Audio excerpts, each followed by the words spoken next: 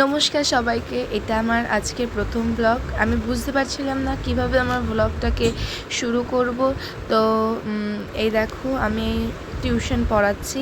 আমার স্টুডেন্ট এসেছিলো, ওকে পড়াতে পড়াতে এবার আমি একটুখানি ক্লিপ নিয়ে নিলাম। নেওয়ার পর তারপরে রেখে দিয়েছিলাম। এবার ওর ছুটি দেওয়ার টাইম হয়ে গেছে। ও তাড়াতাড়ি ব্যাগটা গুছিয়ে চলে যাচ্ছে, আমাকে টাটাও দিয়ে গেল। আমিও টাটা দিলাম। দেওয়ার পর ও যেতে লাগলো, বলল ভালো করে করবে ম্যাম ভিডিও বলে। আমি তারপরে দরজাটা দিয়ে আমি একটু নিজের ভেলকি দেখাচ্ছিলাম। এরকম ভেলকি দেখাতে দেখাতে আমার তারপরে মনে পড়লো আমি তো আজকে টিউশনে যাবো, আমার তো হোমওয়ার্ক আছে। তো আমি হোমওয়ার্কটা করে নিলাম জলদি। করার পরে আমি খেতে বসে পড়লাম। তো আজকে মারাতে ছিল লতি চিংড়ি মাছ, আর আমি সামান্য লেবু নিয়েছিলাম। এই যে চিংড়ি মাছ তুলে আমি দেখাচ্ছি, খাচ্ছিলাম, খুব দারুণ হয়েছিল। মা লতি চিংড়ি মাছটা খুব দারুণ বানায়। তাই একটুখানি লতি একটু চিংড়ি মাছ দিয়ে আমি খেয়ে নিলাম। খেতে খেতে আবার আমার বোন, আমি এক্সপ্রেশন দেখাচ্ছিলাম এই যে খুব সুন্দর হয়েছে, আমার বোন বলছিল আমাকেও দেখা। তাও খেয়ে নিয়েছিল বলে আর দেখাতে পারিনি। এবার আমি রেডি হচ্ছিলাম বেরোবো বলে টিউশনে। তো আমি এই যে ঘড়ি পরে নিচ্ছিলাম। ঘড়িটা খুবই আমার খুবই স্পেশাল ঘড়ি আমার কাছে এটা। এবার আমি বেরিয়ে পড়লাম জুতো টুতো পরে। এবার আমি ছাতা নিয়ে, এত গরম ছাতা ছাড়া উপায় নেই। এবার আমি রাস্তা দিয়ে যাচ্ছিলাম, যেতে যেতে তোমাদের দেখাচ্ছিলাম। এবার আমি বলছিলাম এরকমভাবে আমি যে হাঁটছি, এত দূর আমার অটো স্ট্যান্ড, আমি কখন যাব, কখন ম্যামের বাড়ি যাব, এরকম বলতে বলতে দেখলাম যে অটো একটা দাঁড়িয়ে আছে, একজন নেবে বলে।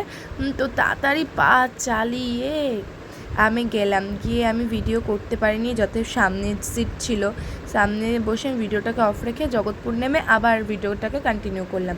তারপরে আমি জগৎপুর থেকে বাগটি যাওয়ার জন্য অটোতে বসে পড়লাম। তো অটোতে বসতে বসতে আমি দেখলাম যে আমি যে স্কুলে পড়তাম সেই স্কুলের হেড স্যারের বাড়ি। তারপরে আমি দেখাতে পারলাম না আমার স্কুলটাকে, পরে একদিন আমার স্কুলটাকেও দেখাবো। এবার আমার কথা বলতে বলতে হঠাৎ করে বাগটির মোড় চলে আসলো। তো বাস, আমি গিয়েই বাস পেয়ে গেছিলাম, এর জন্য বাসে উঠে গেলাম। আর এত ভিড় ছিল, বসার জায়গা ছিল না। অনেকক্ষণ পর শোভাবাজার হাতিবাগানে এসে আমি বসার সিট পেয়েছি। এবার আমি বসে যাচ্ছি, যেতে যেতে তারপর আমি তোমাদের দেখাচ্ছি। আমি ভাবলাম ফার্স্ট ব্লগ কী বলবো, কী করব, সবার কি পছন্দ হবে কি না। তারপরে ভাবলাম ফার্স্ট টাইম হতেই পারে, চলো।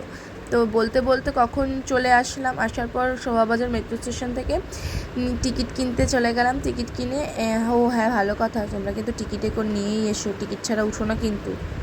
তো টিকিট কাটার পর আমি যাচ্ছিলাম। তো এই দাদাটাকে আমি বলছিলাম দাদা সাইড, দাদা কথা বলছিল হয়তো বলে, তাই শুনতে পাইনি। তো এবার আমি এখান থেকে নেমে মেট্রোর জন্য ওয়েট করছিলাম। মেট্রো আসার কথা 4:42 সামথিং, হ্যাঁ 4:42 আসার কথা, আর 4:41 বাজে। তো 4:41 হ্যাঁ, এবার হচ্ছে আমি মেট্রো দেখছিলাম। তো মেট্রো চলে এসেছে। এবার ওই দাদাটা আমার ভিডিওর সামনে, ও দাদা এটা কি হচ্ছে, এটা কি, আমি ভিডিও বানাচ্ছি তো না, এরকম বল। ও বাদ দাও, দাদাভাইয়ের দাঁড়িয়ে আছে, নো প্রবলেম। এবার মেট্রোটা থামলো। তো আমরা যাব এই গেট থেকে। তোমাদের আমি একটা হাসির কথা বলি। আমি যখনই মেট্রোতে উঠি না কেন, আমার সঙ্গী হচ্ছে এই হ্যান্ডেলটা। একে হেলান দিয়েই আমার যেতে হবে। আমি একদিনও সিট পাই না। তো একটা কাকু আমার দেখেছে যে ব্যাগ নিয়ে কষ্ট হচ্ছে বলে ওনার সিটটা ছেড়ে দিল। কাকুটা খুবই ভালো, বুঝতে পেরেছে আমার মনের অবস্থা। তো বসার পর তারপরে মেট্রো থেকে নেমে এবার আমি যাব। আমি মেট্রো থেকে নেমেছি নেতাজি ভবন মেট্রো স্টেশন। এবার ওখান থেকে নেমে আমি সিঁড়ি করে উপরের দিকে উঠছি। এবার হচ্ছে আমি উঠবো। এখানেও ভিড়, ওখানে লাইট জ্বলে উঠলো, লাইট। তোমরা উঠেছ? আমি আগে উঠতে খুব ভয় পেতাম জানো, ঘুম পেয়ে গেল বলতে বলতে। তো এবার আমি বেরাবো, কিন্তু এতটা ভিড় ছিল না, আমি সোজাভাবে ধরতে পারছিলাম না। তো এবার আমি আমি ওইখান থেকে নেমে আমি সোজা উঠে গেলাম সাবওয়েতে। উঠে গিয়ে বাঁদিকে যাব আমার ম্যামের বাড়ি। তো বাঁদিকে গিয়ে আমি যাচ্ছিলাম। এবার ঘড়ি দেখছিলাম যে দেরি হয়ে গেল কি না ম্যামের বাড়ি আসতে। আমার পড়া 5টায়, আর আমি 5:05 এখান থেকে নেমেছি। এই দেখো, এটা হচ্ছে আমার ম্যামের বাড়ি। ম্যামের বাড়ি বলতে ম্যাম এখানে পড়াতে আসেন। আমি জানি না এটা ম্যামের বাড়ি কি না। ওই 3তলায় উঠতে হবে আমাকে। অনেক পুরনো বাড়ি তো এগুলো, একটু অসুবিধা হয়, বাট ওকে। ম্যাম ফোন করেছিলেন আমি কখন আসছি, আমি এসে পৌঁছাতে পেরেছি কি না। তারপরে আমি এই যে সিঁড়ি থেকে উঠলাম, উঠতে উঠতে যাব আমার না খুব কষ্ট হচ্ছিল এই সিঁড়িগুলো উঠতে, অনেক কষ্ট হচ্ছিল বিশ্বাস করো। সেই 3 তলা এরকম সিঁড়ি, ওঠো ওঠো ওঠো, মানে খুবই কষ্টকর। আর আমি যে সারাদিন বসে বসে ল্যাদ খাই, তা আর কি বলবো। এবার তো তাও দেখো আমার সিঁড়ি শেষ হচ্ছে না। তো ফাইনালি আমার সিঁড়ি শেষ হলো, আমি উঠলাম ম্যামের বাড়ি যাওয়ার জন্য। তো আমি এই ভিডিওটা স্টপ করে রেখেছিলাম, যতই আমি পড়ার পর আবার কন্টিনিউ করব।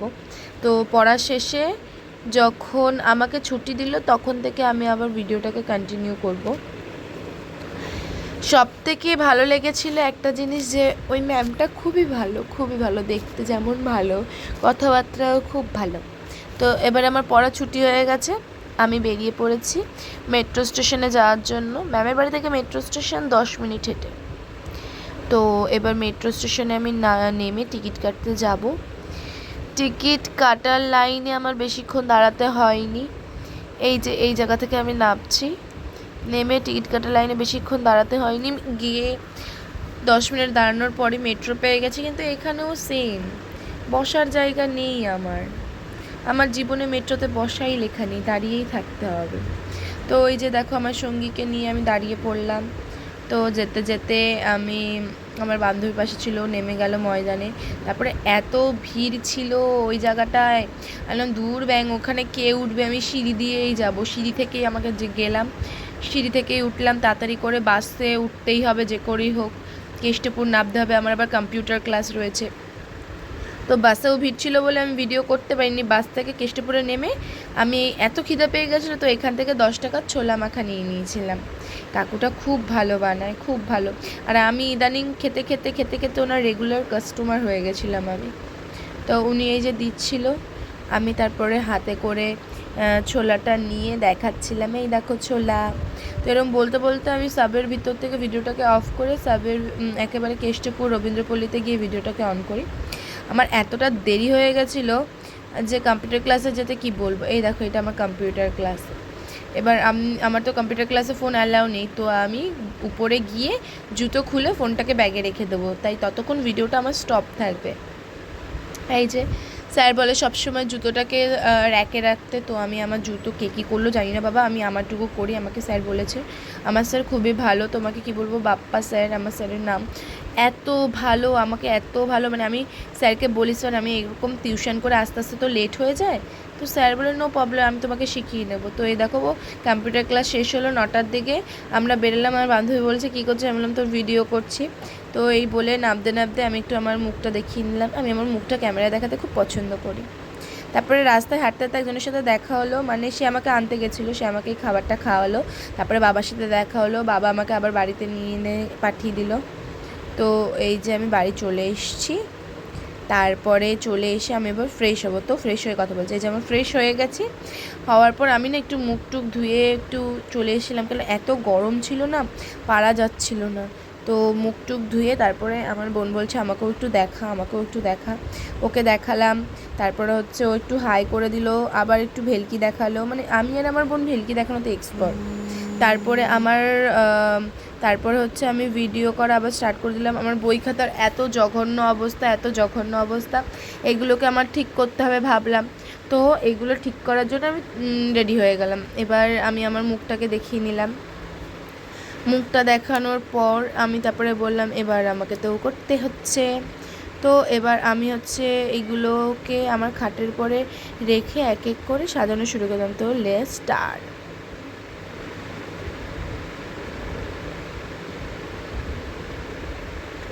এই দেখো আমার এই যে বইটা খাতা গুছাচ্ছিলাম, তো আমি তোমাকে দেখাবো। এই দেখো আমার বান্ধবীর সাথে এই কাজটাকে আমার অনেক স্মৃতি আছে। আমার জিওগ্রাফি ক্লাসে এই কাজটা প্রচুর হেল্প করেছে। এই যে আমার সার্টিফিকেট দেখাচ্ছিলাম, এগুলো আমার আবৃত্তি, আমার আঁকা, গান, এই সমস্ত কিছু, মানে আমার যে এতগুলো সার্টিফিকেট, এতগুলো আমি সব একদিন একটা ভিডিওতে শেয়ার করব। এবার আমি সমস্ত কিছু গোছাচ্ছিলাম, গোছানোর পর আমার দেখতে পারবে গোছানোর পর। ও ভালো কথা, এই দেখো এই যে সেই ডায়েরিটা আমার সিক্রেট ডায়েরিটা দিয়েছিল আমাকে আমার একটা দাদি। এবার দেখো এগুলো সব রেখে রেখে দিলাম। এবার আমি না একটু লিপস্টিক পরে নিলাম। আমার লিপস্টিক পরতে খুব ভালো লাগে, আর বিশেষ করে আমার ঠোঁটের আউটলাইনের জন্য আমার বেশি ভালো লাগে। একটু জল খেয়ে নিলাম, কষ্ট হয়ে গেছিলো। তো এই দেখো আমার বইয়ের ফাইনাল লুক। দেখো সুন্দর হয়েছে না? সুন্দর করে সাজিয়েছি না? অবশ্যই, মেয়েরা হয় সুন্দর করে সাজানোর জন্য। তো এরপরে আমি আমার খাটটারও দেখলাম খুবই বিচ্ছিরি অবস্থা, তো খাটটাকেও আমি গুছিয়ে নিলাম। প্রথমে জামা কাপড়গুলো করবো, তো জামা কাপড় যখন করছি তো বাবারটা দিয়ে আগে স্টার্ট করি। তো বাবারগুলো আগে গুছিয়ে নিলাম। বাবার অনেকগুলো জামা ছিল, অনেকগুলো। আর সেগুলো করতে করতে আমার কাছে না রিং লাইট নেই, আর আমাদের ঘরের আলোটা এত এত কম করাই যাচ্ছিল না। তো কী করেছিলাম, আমি একটা টর্চ লাইট পিছন থেকে দিয়ে দিয়েছিলাম যাতে আলোটা একটু পড়ে। তো টর্চ লাইটটা দেওয়ার পর দেখলাম না, রিং লাইটের মতনই কাজ করছিলাম। তো আমি আমার বাবার এরকম জামা প্যান্ট গোছাচ্ছিলাম, বোনের জামা প্যান্ট গোছাচ্ছিলাম, মায়ের জামা প্যান্ট গোছাচ্ছিলাম, আমারও কিছু কিছু গোছাচ্ছিলাম। তো সমস্ত কিছু গোছানোর পর তারপর আমি খাটে যা কিছু ছিল সমস্ত কিছু ঠিক করলাম। প্রথমে তো খাটের সব ছোটো ছোটো জিনিসগুলো সরিয়ে নিলাম, তারপরে শুইয়ের কৌটোয় শুই রাখলাম, তারপরে মশারি আর এগুলো কাঁথাগুলো ঠিক করলাম, বিছনাটাকে ঠিক করলাম। তো ওই সমস্ত কিছু করার পর এই দেখো আমার ফাইনাল লুক। বিছানাটা এত সুন্দর করে আমি বিছনা করেছি। সরি, আমার কথাবার্তা একটু ভুল হতেই পারে, তোমরা সেটাকে ধরো না। ওই দেখো আমার পড়ার টেবিল। সমস্ত কিছু গোছানোর পর না নিজের একটা রিল্যাক্স ফিল হচ্ছিলো যে না, এবার আমি একটু শান্তি মতো থাকতে পারি। আমার অগোছালো দেখলে না আমার খুব রাগ হয়, যেন বিশ্বাস করো, খুব রাগ হয়। তারপরে এই সমস্ত কিছু করার পর এবার আমার এত কষ্ট হয়ে গেছিলো, আমি তার জন্য কিছুক্ষণের জন্য ভিডিও অফ করে একটু ঘুমিয়ে পড়েছিলাম। তারপরে একেবারে আমি খাবার ভিডিও চলে গেছিলাম। তো মা এত গরম ছিল, মা গ্যাসের ধারে যেতে পারেনি। তো দুপুরবেলায় রান্না ছিল লতিয়া চিংড়ি, ওটা দিয়ে রাত্রে খেয়ে নিলাম। তো আজকে এটুকুই, আবার পরে একটা ভিডিও দেখাচ্ছে। তো আজকে অবধি টাটা।